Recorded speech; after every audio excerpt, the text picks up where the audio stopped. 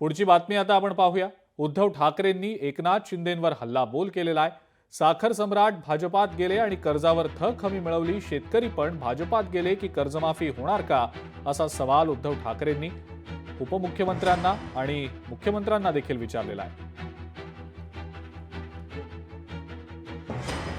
आज तर परिस्थिती अशी आहे की डोळ्यात देखत त्यांचं पीक जमिनी सकट उद्ध्वस्त झालेलं आहे आणि हे कर्जाच्या ओझ्याखाली दबून गेलेले आहेत। रोज बातम्या येत आहेत की शेतकरी आत्महत्या करत आहेत आणि मग प्रश्न असा पडतो की जर का साखर सम्राट भाजपामध्ये गेल्यानंतर त्यांच्या शेकडो हजारो कोटींच्या कर्जाची हमी सरकार घेत असेल, म्हणजे त्यांनी जर काही कर्ज बुडवलं तर ते पैसे सरकार भरणार, म्हणजेच सर्वसामान्य जनता भरणार।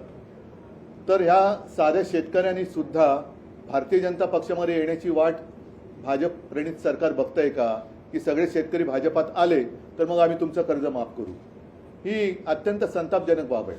स्वतः मुख्यमंत्री असताना काय काय केलं, किती दिलं, काय दिलं, शेतकऱ्यांचे किती अश्रू पुसले, शेतकऱ्यांच्या बांधावर किती वेळा गेले, हे सगळं महाराष्ट्रातल्या शेतकऱ्यांना माहीत आहे। आणि त्यांनी केलेली घोषणा ते नियमित 50,000 रुपये जे नियमित कर्जफेड करणारे शेतकरी, त्यांना 50,000 रुपये इन्सेंटिव्ह देण्याचा निर्णय घेतला। दिले कुठे? त्यातले काही शेतकरी जे होते, जवळपास 20 लाख शेतकरी कर्जमाफीतले, त्यांची कर्जमाफी आम्ही केली।